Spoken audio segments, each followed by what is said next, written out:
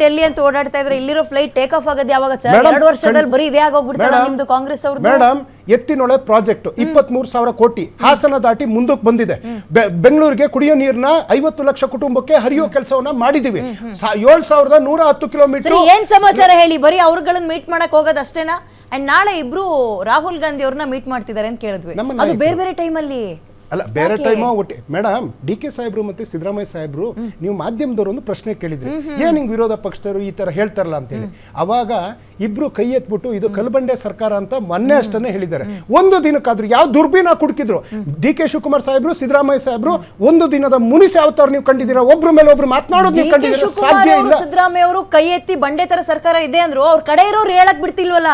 ಒಬ್ಬೊಬ್ರು ಒಂದೊಂದು ರೀತಿ ಸ್ಟೇಟ್ಮೆಂಟ್, ಒಬ್ಬೊಬ್ರದ್ದು ಹೆಸರು ಹೇಳ್ಬೇಕಾ?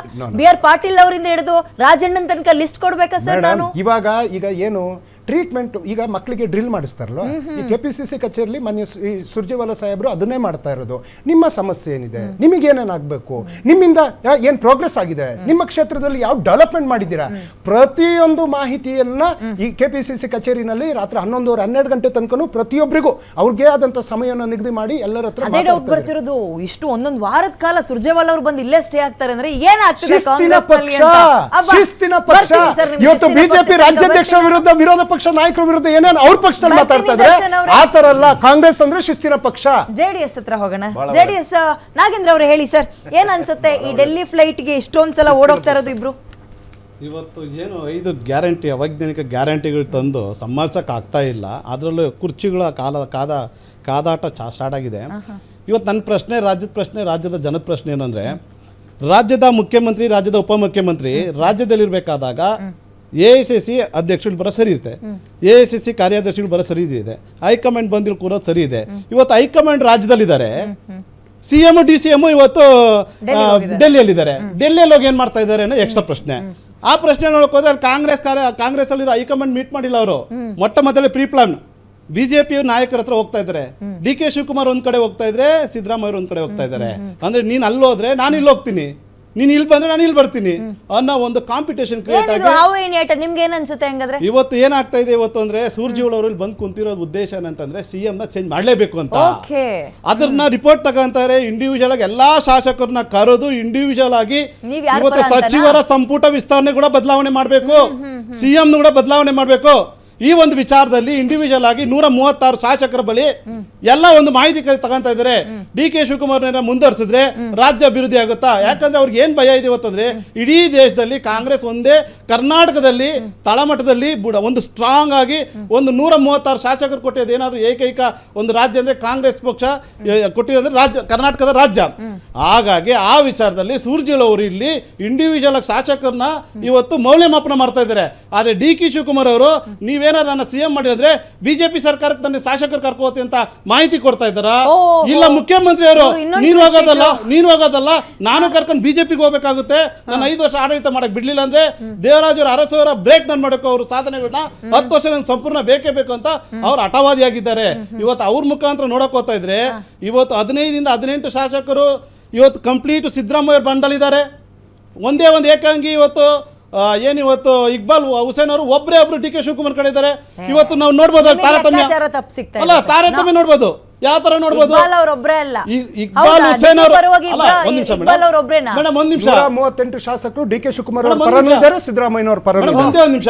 ಇಕ್ಬಾಲ್ ಹುಸೇನ್ ಅವರು ಒಂದು ಸ್ಟೇಟ್ಮೆಂಟ್ ಕೊಟ್ಟರು, DK ಶಿವಕುಮಾರ್ ಬಳಿ 100 ಜನ ಶಾಸಕರಿದ್ದಾರೆ, ಮುಂದಿನ 3 ತಿಂಗಳಲ್ಲಿ ಅವರು CM ಆಗೋದು ಖಚಿತ ಅಂತಂದ್ರು.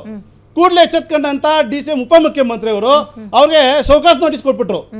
ಅದೇ ಸರ್ಕಾರದ ವಿರುದ್ಧ 18 ಜನ ಶಾಸಕರು ದಿನನಿತ್ಯ ಒಂದು ಸ್ಟೇಟ್ಮೆಂಟ್ ಕೊಡ್ತಾ ಇದ್ರಲ್ಲ, ಅವ್ರ ಬಗ್ಗೆ ಒಂದೇ ಒಂದು ನೋಟಿಸ್ ಯಾಕೆ ಕೊಡಕ್ ಆಗ್ತಾ ಇಲ್ಲ? ಗುಬ್ಬಿ ಮೇಲೆ ಬ್ರಹ್ಮಾಸ್ತ್ರ ಮಾಡಿದ್ರು. ಯಾಕಂದ್ರೆ ಇಕ್ಬಾಲ್ ಹುಸೇನ್ ಅವರು ಸ್ನೇಹಿತ, ಆಪ್ತ ಸ್ನೇಹಿತರು. ಸೊ ಅವ್ರನ್ನ ಒಂದು ಟಾರ್ಗೆಟ್ ಮಾಡಿ ಇಡೀ ಸಾಕ್ಷರಕ್ಕೊಂದು ಮಾಹಿತಿ ಕೊಡ್ತಾ ಇದ್ದಾರೆ. ಇಕ್ಬಾಲ್ ಹುಸೇನ್ ಕೊಟ್ಟಾಗೆ ನಿಮಗೂ ಕೊಡ್ತೀವಿ ಅಂತ. ಇಲ್ಲಿ ನೋಡಿ ನಾವು ಏನು ಹೇಳ್ಬೋದು, ಇವತ್ತು ಗ್ಯಾರಂಟಿ, ಅವೈಜ್ಞಾನಿಕ ಗ್ಯಾರಂಟಿಗಳು ಯಾವ ಥರ ಆಗಿದೆ ಅಂದರೆ, ಇದು ತೆಲಂಗಾಣ ರಾಜ್ಯದಲ್ಲಿ ಇವತ್ತು ರೇವಂತ್ ರೆಡ್ಡಿ ಅವರು ರಾಜ್ಯದ ಮುಖ್ಯಮಂತ್ರಿ ಇದೇ ಗ್ಯಾರಂಟಿನ ಟ್ರಂಪ್ ಪ್ಲಾನ್ನ ಯೂಸ್ ಮಾಡಿದ್ರು, ನಾಮಫಲಕನ ಯೂಸ್ ಮಾಡಿದ್ರು. ಇವತ್ತು ರೇವಂತ್ ರೆಡ್ಡಿ ಅವರು ಏನು ಹೇಳ್ತಾ ಇದ್ದಾರೆ, ಸ್ವತಃ ಏನು ಹೇಳ್ತಾ ಇದ್ದಾರೆ? ರೇವಂತ್ ರೆಡ್ಡಿ ಅವರು ಹೇಳ್ತಾ ಇದ್ದಾರೆ 18,500 ಕೋಟಿ ನಮಗೆ ಅನುದಾನ ಇರೋದು, ನಮ್ಮ ಸರ್ಕಾರಕ್ಕೆ ಆದಾಯ ಇರೋದು. ಇಲ್ಲಿ ಬಳಕೆ ಆಗ್ತಾ ಇರೋದು ನಮಗೆ 22,500 ಕೋಟಿ ಹೆಚ್ಚಿಗೆ ಬಳಕೆ ಆಗ್ತಾ ಇದೆ. ಗ್ಯಾರಂಟಿಗಳು ನಡ್ಸಕ್ ಆಗ್ತಾ ಇಲ್ಲ. ಬ್ಯಾಂಕ್ಗಳ ಬಳಿ ಹೋಗಿ ಸಾಲ ಕೇಳಕ್ ಹೋದ್ರೆ ನಮ್ಮನ್ನ ಸಾಲಗಾರರು ಮಾಡ್ತಾ ಇದ್ದಾರೆ. ಇವತ್ತು ಹೇಳಿ ಸರ್ ಇಲ್ಲಿ. AICC ಈಗ ಹತ್ರ ಹೋದ್ರೆ ರೇವಂತ್ ರೆಡ್ಡಿ ಅವ್ರನ್ನ ಬಿಟ್ಬಿಡೋಣ, ರಾಜ್ಯದ ಬಗ್ಗೆ ಮಾತಾಡ. ಅಲ್ಲ ಅಲ್ಲಿನ ಗ್ಯಾರಂಟಿ ಫಲ ಈಗ ಸಿದ್ದರಾಮಯ್ಯ ಅವರು, ಈಗ ನೀವು ಒಟ್ಟಾರೆ ನಿಮ್ಮ ಈ ಸಾರಾಂಶ ಏನು? ಇಷ್ಟು ಸಾರಾಂಶ ಈ ಅವೈಜ್ಞಾನಿಕವಾದ ಗ್ಯಾರಂಟಿಗಳಲ್ಲಿ ಆಗ್ತಾರೆ, ಡಿ ಕೆ ಶಿವಕುಮಾರ್ ಸಿಎಂ ಆಗ್ತಾರೆ ಅಂತನಾ? ನೋಡಿ, ಇವತ್ತು DK ಶಿವಕುಮಾರ್ ಕೂಡ ಸಿಎಂ ಆಗಂತ ಪರಿಸ್ಥಿತಿ ಕಾಣಿಸ್ತಾ ಇಲ್ಲ. ಮತ್ತೆ ಸಿದ್ದರಾಮಯ್ಯ ಛಲವಾದಿ ಹಠವಾದಿ ಅವ್ರು ಹಿಂದಿನಿಂದ ನೋಡ್ಕೊಂಡ್ ಬಂದಿದೀವಿ. ಏನು ಚೇಂಜಸ್ ಆಗಲ್ಲ. ಸೊ ಚೇಂಜಸ್ ಆಗಲ್ಲ. ಒಂದು ಚೇಂಜಸ್ ಆದ್ರೆ ಏನಾದ್ರೂ ಆದ್ರೆ ಬದಲಾವಣೆ ಏನಾದ್ರು ಕಾಣಿಸ್ತಾ ಇದ್ರೆ, ಏನಾದ್ರೂ ರಾಷ್ಟ್ರೀಯ ಅಧ್ಯಕ್ಷ ಅಂತ ಮಲ್ಲಿಕಾರ್ಜುನ್ ಖರ್ಗೆ ಅವರು ರಾಜ್ಯಕ್ಕೆ ಬಂದು ಮುಖ್ಯಮಂತ್ರಿಗಳಾಗೋ ಸೂಚನೆ ಕೂಡ ಕಾಣಿಸ್ತಾ ಇದೆ.